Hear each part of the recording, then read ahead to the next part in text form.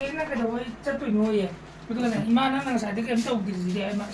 앵원자가 다냐 비례노. 이제 내가 좀더 범죄니 말봐. Ayo. Ayo. 힘들어. 이마기 손나간다 빼타바지니 그리나 너 근데 Kay madang man ta wala hina. 아유 무슨 거 잡아 되게 저기서게 이마가 시태기잖아. 뭔가 엄마 맞아 보기 많아. 노래 Ado hai banang itu nara ba faram. 바람이 Kau bisa di wane banang itu. 와비 이만한 이준데 무슨 뭐 많이 많이 어살래 이거 숨사이 이다도 아니라 엄마 ayuktadi khara tanba manatrana Ha. ayuktadi tanle mut leiteba ngamaya ngamaga tani de bidawi bako hojiti 나도 이마 비디오에서 미미미 응만해 보고 람롱덕이 마두도 콜라 미미가 거기야 다로 미오나만 레피아 시달이바 거기 펜신 스킨 바이브네 그래서 또 많아냐 이마에서 미미 마디 인자네 마이 뭐 낭만 빙한 위 인자네 이마지 뭐들이 아마라오 이놈이 얌노 그 말을 시리 Kada ba ba. 다로 미오도 sarado 아주 이문기를 난다고 그랬다고 그러고 kusala sari 나는 라이 일리 고래 엄청 가는 거 sinande mahai kusala sari nunes lagi itu gini tuan mana Hayran ko jo pata bane imu gurusan da kambi sarap ni sana ibu Halang ko pura ba. lai di Cara kan boleh. lai di kan da thar hayran ko je lai kan da kan da ma kamdi ꯑꯗꯨꯗꯤ ꯏꯁꯩꯗꯒ ꯁꯩꯊꯥꯔꯤꯅꯤꯅ ꯍꯩꯔꯥꯡ lai di kan da bro ꯑꯁ ꯌꯥꯝꯅ ꯍꯥꯎꯕꯁꯦ ꯑꯩꯈꯣꯏꯒꯤ ꯍꯩ ꯊꯣꯡꯕ ꯈꯣꯠꯄꯗ ꯌꯥꯎꯗ꯭ꯔꯤꯕ ꯑꯗꯒꯤ ꯕꯖꯥꯔꯗꯒ ꯌꯣꯟꯗ꯭ꯔꯤꯁꯦ ꯀꯔꯤꯅꯣ ꯈꯜꯂꯤꯅꯣ mang ma thang bro ni mut to Tang ba phang da ba. ꯍꯥꯎꯗꯤ ꯌꯥꯝ ꯍꯥꯎꯋꯦꯕ ꯍꯩ ꯊꯣꯡꯕꯗ ꯍꯥꯎꯋꯦꯕ ura mo je ꯎꯅꯤ mari sa penya te ꯅꯪ 근데 뭐 ꯇꯧꯔꯤꯅꯦ 이마 또 해랑 뭐 밤비야 이또 no ma le 이거 얼마나 상들아 이거 좀 올봐 Ado thadana do. 가두니까 자지게 가나리는 거 Asai da ita no thau ne. no ma le 아 해놓으면 안 된다 상들아 te ne ma le ไอเพชรเจียงเดี๋ยวกันมาเลยบ้าน asi ke no Sonda usa lo ke dro. changi ha Kana be do do. 아이 이게 거의 이마나 봐 할따래 Ha. 파시마기 뭐기 란다 lai changi sai thai ni 라이선은 다시 해봐 라이선은 좀 발달해 봐 그러면 가동나 손나간데 내가 이제 누기 팔다 봐 말았다 ของชื่อที่ถามว่าพระตาริมากี่ Tung du tha ne bro. 말하지 좀 그냥 다 Mo. Tung du tha ne bro. นัดติดอามาตั้งถาดเดียวคนเลยนะบ้าตุ้มยายนะคุณยามคุณไปอยู่ 우자오미 อุ้งเจ้าอย่างที่น่าสน 우자오미 ใจ 만나시면 뒤동인가 그래 그래 ಅದು ಮೀಗಿದೆ ಉಬದಿ ನಿನ್ನ ಬೋಗ ಥಾಡ್ ಬಹಿ ನೌಸೆ ಸ್ಮೈ ಖತಂ ಹುವಾಂಗೆ ಬಾ ಅದು ನೆ ಅಂತಿ ವಿಗಿ ಅಮೆ fun ಹೋಬದು ತು ಉಜಾವ್ನೆ I lai changi sa tha ni ba ni ba ai lai di ke no lai kan da di jam ka te lu ಅದು ಖಂಗ ಹಿ ಜಿಂಗ್ ಪನ ಹೊದಿ ಕೆಂ ಖಂಗೆ ಬಹಿ ರಾಂಗ್ ಜಿಂಗ್ ಮರಂ ಸಿತಾ Kasu ka de. ನತ್ತಬ i sai da ta ಸಾನಾ ದ್ರಿಬಾ sai da ಮಯಾಂ ta ಖಂಗ್ರಿಸೆ ಖಂಗ್ರಿಸೆ ಕೈಗಿನೋ ಅಖೋಗಿ ಪೊಥೋಕ್ ಲೈತಬೈರಾ ನತ್ರಗ ಲೈತಿನ್ ಕನ್ನದಬ್ರಾ ದಿ ಸಾಬದ ಕರಿ ತೌದ್ಲ ಸಾದ Kana rang ba ni kana rang ba. hai na mi lai sai da yawi da ಇಸೈದೆ ಯಾವ್ರಿ 누나 내가 이는 거 좀, 그런 거 살라고 하면서 그래서 봐라 이마 이런 거 밤비 좀 그러면 누구 Cuma ngani ai yo udri yung ta. มาดูคนได้เองเนาะ yo เอ้ la ยจังนั้นดิใครนะบ่ยีหลังใครนะคนเมียดิฉันจึงปวดเสียง 이도 비행을 만나서 말해비 นะกันต้น e u ha bu bu he no ma la อ๋อ ma ma sak to อีมาจะหัดตีจังเงินซับซ้อน na ni pa la mi pa mi ma นี่ป่ะเด้นู่นยองเก็บป่ะนู่นน่ะห่างอยู่มาเอาอันนี้มันจะมีเห็นน่าจะเนี่ยบ่อันนั้นพังแต่แบบมันถ้าเกิดเอามือบ้าเลยไอ้แบบมันจะไม่มีนี่ 양양 그럼 하긴 이거야 이건 그만 어제 다 놓고 하면 되거든 그래 반다 다 보자 นี่มีนี่นี่ประมาณนี้ให้ก็ทำจะลิเซ่ 밤이 좋을 봐 อาหารบ่เด้อก็บ่ต้องพูดอ่ะ 하지만 그 또그러잖아 앞이 막 하도 아때도 저 끝까지 야로 버세 하지만 그 우리 만다 하지만 그 우리 만다 하지 마 to 무이잖아 ba jo se ko shi nge to ne tan 우리 와ppen 만나게 거기만 봐 타오르지 Tira pambi. Ay di haujikan gi mo pakse ay pam de na tira oi tum jeni. 그것도 때라고 근데 그냥 일단 남는 거 맘자 때 그것도 때라고 그러니까 뭉아이자 그래 아두네 내 거기 막이 좋고 ya la ya ma tha da ta Tira ta de ta ka lau da na te hey. ma ru ru yo da ta Ko marum. Kaya. 이만 뭐 밖에라 누가 이렇게 막탁하면 이만아 나는 탄다 아주 고진네 지고 Tira 때라 melisana smago ki pam am so oi ngai hai. 정말 이제 배죽대 중에 Melisana ne ay pam ngai. 이만 저 배죽대 중에 있고 คนนี้มากี่โมงปักพิทักษ์คุได้ตัวเสียลังจำหนักตอนนี้ลังจำเดี๋ยวท้ายนี้การพี่มันไม่รู้ตัวแกมนุ่งไงมันที่ไปจุดตัวแต่ตัวมาแต่ตัวนุ่งไงแต่ฟิลเท่าเลยเนี่ยเขาไม่ทำตัวสิเขาไม่ทำที่จะจานตัวนุ่งไงก็สิไปจุดก็สิมา นุ่งไงนุ่งไง ก็ยี่ดิฉันเช็คมากินลังจำกี่นั่งตัวกี่ฟิลเท่าข้างนอกเลย กุ้ยดี เอ้แล้วเราพูด นะ ขนาดนั้นเป็นเดียว คนบ่ยิงเลยมั้งก็คนบ่ยิงเลยมั้งเป็นที่ไหน เป็นดีเลย พูดที่มันจะโค้งเลย ฮะ โลกมันก็โค้งเลย ทำกันทุกพันบางก็มี ไอ้จะเต่านี่นี่ อ๋ออีน่าจะคุณจะเราเพิ่มเดี๋ยว พักเลย ဒီမှာနေလူတက်ခါပြီးထမ်းတယ်မပါကနာအိုရတဲ့အဲ့ဒါမပါကရှာစားကလေးအဲ့ဒီတော့အမလာဟိတဲ့နစီခလေးခလာကဒီဘာတကယ်နန်းစားကလာပဒေဝင်ဖြစ်စတဲ့နန်းမပါ สมัยตอนนี้ขนาดคำตัวเนี่ยไม่ตัวใหญ่ အင်းလာအော်လာအော်ခိုင်တယ်အဲ့နန်းကြီးစီခမီကိုကိုယ်လည်းနေတမ်းတယ်အဲ့ဒါလည်းမတည် 사실 옷도 타야 돼요. ฮะ 옷도 남해야 돼. ก็ดิ 합다 보게. ก็ยินว่า 블루투스 떠오르. สิ่งที่ยาวที่กันนะตุลูกถึงปันกันตุปันจะเลยนะพวกกัน 나도 봐디 마이기 시가 반 파. 잘 납당다가 하얗다 딱 방패 타고. 나도 진짜 아이들 ช่วง 차가. นี้มีแต่อะไรที่ท่านี่ 아, 지금 타봐야 하네. 그래서 사요 레신 고타 우다 비는 가이 타고. อ๋อชื่อให้ดูหน่อยนะ 아. อาชินจะชูยาวไปไหม ใหญ่ 야, มาสินะไม่ก็ทานได้ก็สน 야, 난 거는 합쳐도 줘야. ใหญ่น้ำพัง 그 롱아 가니가. ก็ดีละกัน 나도 나 함께 비게 송아 했는데. ไอ้โคโรนานาที่ไหนจะเลยเนี่ยโคโรนานาได้ยอดกว่าก็จะถูกจะได้ปีกินนี่ใช่แล้วก็มาที่กันหนูเนี่ยปีนี้เปลี่ยนเลย16นี่เปลี่ยนเลยดูก็จะพูดนี่ป่ะ 자, จะถูกจะได้มาเลย 네가 길어 봐. ที่มาใช่ใช่ เว้ย 짝티 짝이 좋아. จากที่บัวนี่ได้ 그래서 할라 폰 비자봐. ไม่มาพิจารณา 비자라며. 너나 너랑 하나 난 비자 비자봐. 왜? ไอ้ 왜 또 하라 ไอ้ก็ที่ขนาดเลยกันขนาดหรอ ข้างในข้างในข้างใน ขนาดเราเนี่ย งามเจอแต่ว่างามบุกกับเพื่อน 사이나 마이 또 어떠냐 봐. 떠오르니나. 아도 상에 로 봐. 당에 저 먹으러 가야 돼. ก็นั่นหนู อ่ะนี่มึงนี่ 내가 이제 나오리나. 아, 로야. 이 차이 레이감 더 이게 만. นี่เอาไปสลับได้ทุกบ้านนะทิ้งเงี้ยฮะที่มาที่นั่นนี่ก็ใส่ก็เตรียมทิ้งเงี้ยที่มานั่นก็ใส่ได้กุลีนจะไอ้เมื่อได้นี่ไม่ได้น้อยก็ใส่ที่พัมเลยดีมาเลย 내 아이나 못다 허래 내 아이나 뭐에 못다 우리 근데 아마 다 잘안돼 짜자 봐 보도 팅했나 나 뭐가 왜 참이나 하고 아 뭐자 포도 라디 งั้นยังไงแต่เอ็งกรีที่ตรงกี่บาทตรงนี้ห้องมาเลยบาทมาจะเอเลเป็นได้มันพกจับอย่างว่าพอดีเอ็งกรีพวกไอ้จุ่มเนี่ยกันเดียวใช้จะทัศน์ก็ไม่ผ่านตรงนั้นครั้งเดียวนะก็ต้องตัวกัน 사이 인들이 그냥 뛰다래. 자기 떠나면 미소가 안에 하더라 봐요 บางทีเราเรียกอะไรบ้างใช้ดีข้างบ้านใช้จิมากันมากันทัศน์อะไรกันเมื่อกี้ลากปฏิกิ 예 ริ 아주 카딘 나오실래? ลากปฏิกิริใช้ตัวดูทารากันเนี่ยมันกุ้งดาวสิ 미터리죠 มิจฉามีช่างอยู่เลย 시계 เลย 또 보는 말이야. มาสิที่มาไม่ได้แต่วันนี้พอดีตัวทุกส่วนเลยนะด้วยไอ้เนี่ยตัวทุกทิ้งมันเลยอ่ะทำงานขาดังทัศน์อะไรบ้าง 이마 뭐 มา มิดใจถูกเลย 아, 밑에 신이 더 보나. 뭐뭐 왜 그냥 구들 했더라 신이 더 오시. 아, 이제 턱 펴게. อ่ะตัวที่อย่างที่มอลล์เลยจ้ะ 완전히. ตัวตัวอาจจะเลยสิของเลยสิ ก็ต้องบ่เนาะ 이제 턱 펴게. 이제 턱 펴게. มิดใจถูก เรา ก็ ไม่ ต้ ต้ อ อง ง ไอ้ตัวตรงนั้นในทัศน์แต่ไปนี่มันตัวจะมีช่างไอ้คุยที่นี่มีช่างอะไรทุกที่ไปนะตัวมีช่างมันทางตัวนี้ไม่ 하이드로피는 하는데 다들 이거랑 뭐 담는 게 다르다 พอที่จุดนั้นมันทัศน์มาอะไรตัวนั้นก็ทัศน์สิ่งนี้นั่นก็ขับเป็นตัวอีก โอ้ชอบมิดถูกต้อง 알아 그건 다르다 ครับบ้าแอนติบาติก็มาทัศน์ปากตัวคุณ 얼마나 있잖아. 화이트 컬러 옛날에 로이 그거. เออ ฮ่า 아도 인디베팅. 아도 싸만해요. 아, 지금 다들 아, 지금 다들 그러네. ดักจ้าไปหรอ 사실 아이드로 밑도 미상함 레이로. อ๋อ 아이드로 가져다 สัตว์สัตว์มาตัวเนี่ยน้ำมันปังใส่มามันแหมรอ 아, 나만 바타라 기 하는 거. อืม จะตัวตัว 그만 것도 뭐. ก็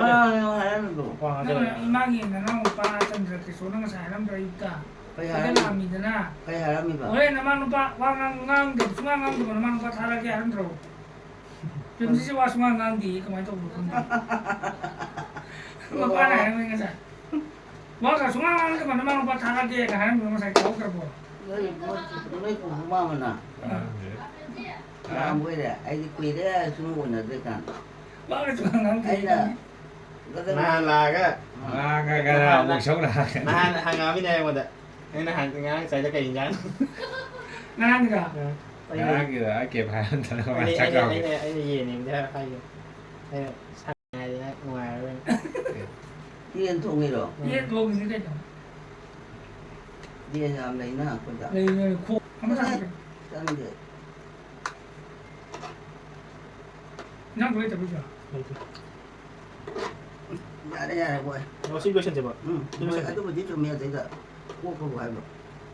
ông có lâu tới đã nó hay được xin đi ra thân đi nào nhập ra à tôi gì มาจากเขาวันนู้นดีมาที่กันกับจานี่เขาดีเขาดีจะบอกผมเนี่ยละโอ้ยเจ๊งกันนี่มาท่านก็จะเอาไปดูกันที่จะนี่สุดโลกเลยมาจากที่ไหนเดียว 하나는 이제 ฮะ 이게 손은 이제 อินเนสิเนี่ยอินเนสุดโลกเนี่ยอินเนแบบเนี่ยคุณจีสวัสดีนี่แบบเขาคิดนะวิ่งไปต่อจะวิ่งไปต่อการนูนวิ่งไปได้การนูนนี่มาปะใช่ไหมมาที่จับจ่ายสูงวิ่งไปได้คุณจีดีแต่การนูนถ้าเกิดอีเดมาการนูนถ้าเกิดไม่เจ็บอยู่นี่มาวิ่งก็ไม่เลยนู่น thấy thế đó cái mà nó thấy rất hay đấy mà cái đó ai bút cái nào đó ai phải mi chơi với hay thế 세기 ไอ้ใจกระเบื้องนิ่งบ่ใจเขาดีกว่า 지사 혹시 지사리 할 거야 지금 가서라 됐고 mà nó nè uy đấy uy cái sống mà tao bự đồ อืม hay uy đấy này nó bùa hay cái nè อืม uy thân đẹp ạ ra nó bự đồ cái nó tao đồ bự tao nó xong tap ạ อืม à đôi chân này cái แต่เจียนที่ได้ดีใกล้จัง cái gì đó dùng làm chôm ไอ้เด็กน้องอีไม่ได้พูดอะไรมา con đi đi uy đi พูดดีอ่ะ làm uy bên đây mà được เออ mấy à cả มาคงช่างมาถึงจะว่าทาง 얘 뭐지 그잖아 cái nào bỏ ยังไงเนี่ย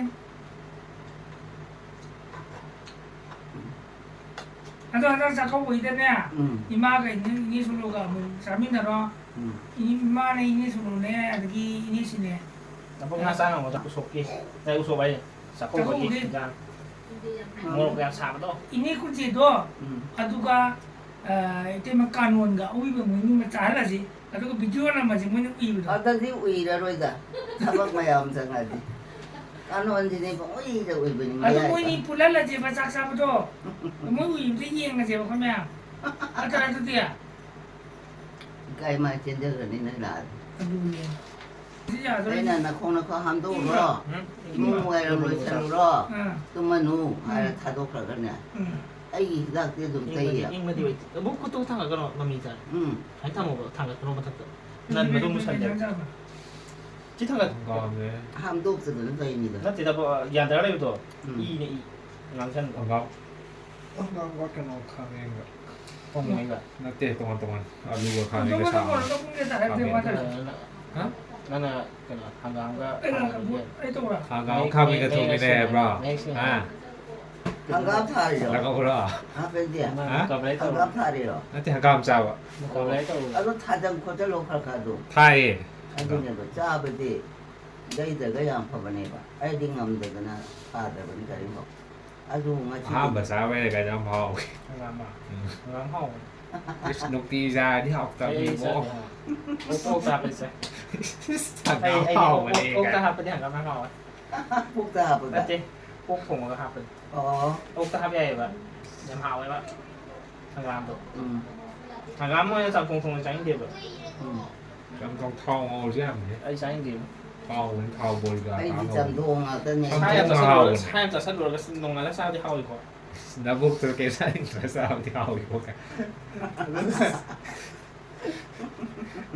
그래서 가는 거 사이 한가함 타오 걔는 타오 원해 봐. 뒤에는 다가 가는 육자 놓이. thao máu rồi 타오 뭐라 그래. nó vậy à bây giờ 사가 막아 ừ 삭 통가 막아 가면 삭 어 머리만 하고 말이야 ngay xí cái xác bây giờ là hay gì 저 mới 싸우도 ừ 한강 통가 마 ừ 가면 삭 마 ừ 신경 마 ừ 삭 마 몸에 빠면 하면 돼 한강 한강 뒤 몸에 빠면 나 떨어가 ada di kana kacai 몸에 홈 뭐요? kana 부마마 mama 마이마마 ồ 그마 phải bên này vậy hả đi 칭카닝 봐봐 hả 칭카닝 봐 tha rồi đó 짝뒤 짝이 좋아 ta thì ta rồi 네, à 시동 모션 제법 방문이 또 설레래 dạ đi 땀땀 차이 짝도 기ตั้งแต่ 선들이냐 ừ 박사도 강칼로 이거 con khát lúa hay vào nào càng khát lúa 그들은 야암자 설리 강칼도냐 아니 하이니 이제는 야암자 설리 강칼니 야암 살리 손들었더니 야더라 mà vậy 인절라게 디고 응? 인절라게 그래노. 자 가서 아 스매피나. 가서 안 함say chết Ang ngam 잡을 카 해야 돼. di Bali vô cái nó cái gì đang đấy pasta cái 응. sak say này nè xí bu oh cái nó cái say vậy mà xí vừa có đâm sát thì 그렇게 해서만. sát bằng cái nó mới lấy 어. sát có nó mới lấy vậy đủ có sát lên rồi 어디 가죽하러 저강 잘래. bắt thì nó sẽ đi tụi bây giờ rồi 아. tụi bây giờ rồi 어디야 누구지? chỉ có class phải cái 아시고. 응. 그 자기가 가지고 역사도 아니고. tao ngay cái này 한달 six cái này 뭐 임마 봉지. tiền 만원 tiền. 만행이지 나 깔아야 너희는 염차야 해도. money cái gì 응. 아 고말람 빠놨지. 아시 거기. โอ้ยกันเราคันนี้สกุลเราตัวเอง oh school rồi tụi แล้ว school ก็ rồi แล้วก็ใช่จุดอ่ะ 거기. tụi school này tụi school 미지 염다마 브로. ya mày thật là em mày class 10 nhiều rồi vậy 응. mà thân class 11 chưa học cái mà rồi vậy 어. đó thì aduga main rồi mới tàu bây giờ 응. asida hana moi nursery kg tamba lei ba 응. asida di class 1 đấy nha ba 응. kg ga lo không học ang sa mem do 응. moi jina ga tàu ba phai ne ba hai di chatra chat hangi da ne ba hai di rotation nai ba 이스쿨 자 관할래로. to pa le hai di ngam 뭐. 어디 가야 한다며. ở đấy em nhà mày bác sĩ bảo em mi ở đấy 거기 앞에만 디파리나 그렇게 가봐. ở đấy tao cái moi na pam da lo chat ha di pali ra phải phải 아. quỳ rồi mà tiền ca 그래. cắt ta lồi nó tiền ca phu rồi này cắt lên cái phụ thì cái nó mà mà na lây rồi cái phu với tao rồi mà bung nó xây rồi hay ngoài làm hiện tâm này quỳ hay ngoài phố để đi làm hình lập tôi hayจะlập tôi vậy đuôi này khui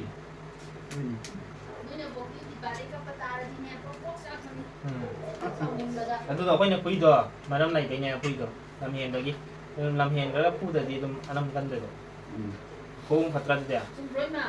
아 빨리 푸부지만 양 청이면 봐. 청ning 아 그건 원인데 푸부를 야 답지 빨리 갚아야지 꼭 하면 소리는 뭐지. đúng rồi 야옹게 한다이 봐 ngang 월수 와이 콘다데 참 해는 ngang 그러던 아도 손다 자티까지 감들이 어디 근데 마시를 그라다 깔아봐 ta để phải 아 tiền là ca rồi mà ngay là ngay under six ca rồi nhé quỳ rồi bật six ca rồi 다 그러기만 망더디 그 맛에 이마 하고로 뭐 하고로 뭐는 좀 내봐. 아마 디디 빨리 갚아야지 한 빨리 갚아야지 봐. thôi cái cặp 하고라니 này 푸가 하고라니 마 ni làm từ đâu ra thôi cái phu là cặp này 근데 이마한테 좀 하고라니 왜 미친 그러니. 아도 내 암농아이 때봐 ngang 그 갚은 바 làm mình là đi phu rồi 근데 kia là cái đi hả bạn cái là cái gì phụ đảm cái nó phụ bay nó đây rồi nè trên tầng quả là cái đâu nó phụ đi phụ ấy hay là thế ngang tập phụ đi mới đi xin đâu mà cái gì 그 말만 사신 게또 풀었디. phụ đi cả phụ đi ấy đi không để nó chấp với ngầm với đó sai cái đi làm cái ông tấn chân này sai cái đồ 세시 하려면. sai cái này là chấp thấy bao nhiêu 그러니까 이마야 오늘 손밤에 한게 오로 뭐 아이자까지 했던 게 통찰다 아니면 밤 칼라서. mà sai vô hay nè tăng cha bữa kia cái nó đủ 그래. đồ mình lấy cha sai đẹp ạ 어. hay nè cái nó có hai đẹp ạ tôi học tôi hả 친구 vậy 친구 생각해 xin là tên là 네 자 ừ 돌아 cha thì ô của 시간이 상상이 돼 일하게 해서 ôi 야도 요청으로 nhà này đúng nè 이다가 더 또. mà sai thế không đã đúng này vậy à tôi thì khai nó ngay qua bữa đó phải 요새 와 봉이 힘은 와용 하지. 마망 제히기 란 만ung 어다이더니 옆에 많아 그는 마르스 에프릴 타지 싹싹 짜는 봐 싹싹 아니 이마기 잡고 미미 자나를 두기 땅 가야 막 그바마 아니 이 메 다사이스니 마지 스마이 차이라가 ꯌꯣꯠꯁꯟꯕ ꯍꯩꯇꯗꯅ ꯑꯗꯨꯝ ꯁꯥꯏꯗ ꯎꯊꯣꯛꯄ เรา ꯂꯥꯟ ไม่ ꯃꯅꯨꯡ ต่อไปเลย ꯑꯣ คนละเจอมาเก็บ ꯑꯗꯩ ꯂꯥꯟ ꯃꯅꯨꯡꯗꯨꯗꯤ ꯑꯁ ꯔꯤꯃꯦꯗꯤꯗ ꯂꯩꯗꯅ ꯑꯗꯨ ꯃꯇꯝꯗ ꯋꯥꯕꯁꯤꯗꯤ ꯂꯥꯟ ꯒ ดูไปนี่แกด็อกเตอร์ฟุตได้เป็นไง ลานกายก็นั่งข้างเอาไว้อะ ลานꯍꯥꯏꯗꯤ ꯑꯃ ꯂꯩꯔꯤ ꯑꯩꯈꯣꯏꯒꯤ ꯑꯗꯨꯒꯤ ꯂꯥꯟꯗꯣ ꯅꯠꯇꯕ ꯀꯨꯀꯤ ꯂꯥꯟ ꯑꯃꯈꯛ ด็อกเตอร์จัง ꯇꯧ เมียแต่ดีดีคนขนาด ꯀꯨꯀꯤꯒ ทำดี ꯇꯧꯕꯗꯣ เลย ꯑꯗꯨꯗꯅꯦ ꯏꯃꯥꯁꯦ ꯑꯗꯩ ꯀꯔꯐ꯭ꯌꯨ ꯄꯥꯁ ꯂꯧꯔꯒ ꯀꯔꯐ꯭ꯌꯨꯗ ꯇꯧꯔꯤꯗꯣ ꯑꯗꯨ ꯃꯔꯝꯗꯗꯤ ꯏꯔꯥꯡ ꯃꯔꯝꯗ สนุกที่งานเนี้ยออสเตรเลียกันต้อง ꯑꯗꯒꯤ ꯅ꯭ꯌꯨꯖꯤꯋꯣꯟꯗꯒ ꯃꯩ ꯊꯥꯕ ꯈꯣꯠꯄ ꯇꯧꯕꯗꯣ ꯃꯣꯏ ꯃꯌꯥꯝꯁꯦ ꯃꯊꯛꯇ ꯀꯥꯈꯠꯂꯛꯏ ด็อกเตอร์เจมแค่นั้นเป็นเจด็อกเตอร์เจฮิดาการนี่ก่อนรู้สึกขนาดกันแล้วยิงไม่จะเองมันจะเลยกักกันเลย ขนาดนั้น มันจะได้ออสเตรเลียครับนายสก็ไม่ทำจริง อืม โอ้ยจะขึ้น ꯍꯤꯗꯥꯛ ꯀꯥꯞꯄ ꯂꯥꯛꯄ ꯅꯔꯁꯀꯗꯤ ꯏꯃꯥꯅ ꯆꯩꯗꯕ ꯐꯨꯗꯕ ꯌꯥꯎꯗꯦ พี่ได้กลับอะไรเนี่ยไปมัน ꯍꯣꯏ ละ ꯍꯣꯏ ꯃꯣꯏꯁꯨ ꯁꯥꯎꯗꯦ ꯀꯩꯒꯤꯅꯣꯗ ꯌꯥꯝꯕꯨꯡꯒꯤ ꯏꯅꯦꯅꯦꯅ ไอ้ที่ยังเจ้าเลยจ้ะ ꯆꯥꯎꯔꯤꯅꯦ ꯃꯣꯏ ꯃꯤꯉꯣꯟꯗ ꯑꯣꯏꯔꯗꯤ ꯁꯥꯎꯔꯗꯝꯅꯦꯕ อ่า ꯑꯗꯨ ꯁꯥꯎꯖꯗ꯭ꯔꯕ โอ้นี่นี่สิเนี่ยตัวอะไรจ้ะ ꯌꯥꯝꯕꯨꯡꯅ ยังมุงน่ะ ꯌꯥꯝꯕꯨꯡ ꯂꯣꯟ โอ้กูก็ดีเต่าตัว ꯇꯧꯋꯤ ꯇꯧꯋꯤ 그럼 또 ꯍꯧꯖꯤꯛꯇꯤ ꯁꯣꯝꯗ ꯍꯣꯡꯗꯣꯔꯛꯑꯦꯗ 아이고 그거 몽고주 거베베인다 라스피아리도 อืมಅದು ಕರಾಯ್ದು ಹೋಗ್ಬೇಕದೇನು ಅಸಿದ ಲೈರೆ 제님스 나 바비나 나이도 타이나 อืม 아도 이거 ขนาดบินาน 바비나 스타일 โอ้ 이거 왜 미샹이 좀 돼요 วิชาใหม่จะนึกทาง 방에 밑도 누가이들이 그랬는데 아이드롭 좀 합의겠어. ไม่ใช่ขนาดนู้นห้าประตูได้ไงเจ้ะนั่งเลย 아이 근데 그거 하프디 하프디 자 요라 봐 เยอะติ 싱그럽게 거 설마 축하한 좀 파이 또 야 꼽나 하는 소리 말이 짝짝부터 또 있는 꼽나 사이바 지금 그냥 놓고 봐 거기 저 사이를 요 살리드나 나 인터 또 말 꼽나 사이바 요라 봐 อืม 요선지야 왜 가지고 이때지 통과 그러자니 괜찮다는 야 야마다 드립 카페 드립 카페 좀 부탁드려 나 코치 남자 이제 감을 막간다 막 감에 뭐 감에 나도 가는데 다음에는 사디다 제겐 토이도 좀 레이 อืม แต่จริงๆว่า이때 너 때서 너 어디 어디에 밤에 또 지금 아시지 밑쪽니 ชุบเวย 아시마 사바이 톡선들이 เอาไปเองสิไอ้ที่ทุกคนแบบ อืมถ้ากันบอกว่าสุดอย่างนี้มีเจนตรงไหนหรอเตี้ยแบบ ไม่ช่างเคย อืม ว่า 이제 안옥시 좀 하들 수야 잔다 안옥거기 능내면 거의 많이 이제 알아보기 우리 มิดทุกคนที่ชิงเอาเชียงเอาอย่าง mamit ka managa si dilay tre managi naga ไม่ mit ได้ ka สู้ si อีกปีทองไม่ใช่ khande di อีจุดล็อกกันแล้ว masaju pedi so budal budal minaram jala ถ้าเรียก ndi do nate asida inni ไม่ ha ได้อินล็อกที่เขาเรียกเอาใช่ทำมา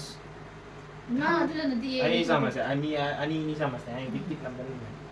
เอาต่อเอาต่อ กูเอ็ดอ่ะ ani katangan ชื่อโรส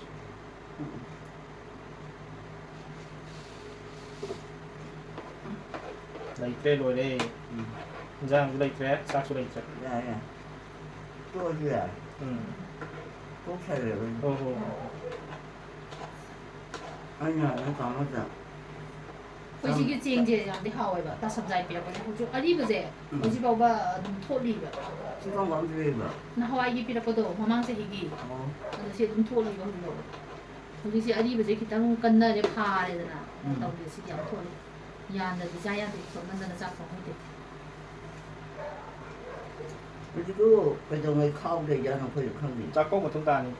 อ๋อจะเข้า ไม่ใช่โฟโต้หนึ่งคนนี้ยิงหันกี่ใช่ยิงหัน เชี่ยงดูเดียวทุกคนจะบอก เขาจะดูยิงหันเกี่ยว 나 하기 만나도 좀 완전 포 만나도 좀 완전 มาหน่อยเลยดูใช่ไหมว่าชื่อที่เขาเนี่ยแบบว่าพูดหรอกคนพูดว่าจะลงจะ กูเรื่องแบบ ฮัลโหล จะลงที่พอดีเนี่ย เขาจะยินเลย 아니 좀 늦게 적게 들으면 너무 가고 있는 하네. 아주 솔직히 그러니까 있어 뭐 마사지야 샘플도 마사지 잠깐. ฮะ 사이즈 공대이에요 กำลังก็จะได้หนู 아 아주 좀. 너무 예민가. เราเลยดีป่ะ 예민가. 농수들이 야네 너 농주번에는 미장 굽는 거. 무직수 뭐에 내가 합쳐 내기 보고 가지고 갔어 그러나 너 그러면 또 그러냐 시디야. ก็เดี๋ยวละ ว่า 또 굽은 โลกก็ยังไม่เพียงมาได้เลย นั่งดูถูกเพื่อนบอก พาที่พาเรมุนเลยป่ะนะ โอ้ 매번 nga랑디네 네 학티 칼라가네 나동 분 쇼 너무 해내 마사 파바 너희들이 밤 빅스코 카라 떼셔다가 레이브드다기네 너무 파도 프레이 마세 아유 그냥 또 잉이드나 이만한 뭐 페이지도 레진 갔다 웨더 체인지 또 좀 또 왜요 호지간 매야 한거다 난 이게 아주 그래 아이나 나 너무 이게 따슬다가 맡았더래 뽕 쑥다봐 나가 보고 내가 이제 보면 아스피타 살이만이 할아버지도 이사지 않고 아이다 엄파오에 나 그니 뭐 진짜 이마 하니에 또 그냥 또 누아이다봐 그 뭐라고 다 하는 거지 그냥 이제 페이지 피로제 말로 이거 살로 다 산다 산내는 봐 anh là tua này asna ấy là tu anh đi vào phần gì tụi mong là vợ 아니 또 왜그랑 à 학티네 학티가 뭐지 학티에 방아 칼레바 à 나 또제 분 분들이 아주 좀 anh là sao anh thao này à sao cái băng ngầm nữa mới mà cái nó tàu rồi là anh tôi cả lô tàu là đúng tin mình thôi sẽ 나 먹을 칠레바 à nó sai cái hai đúng tin sẽ rồi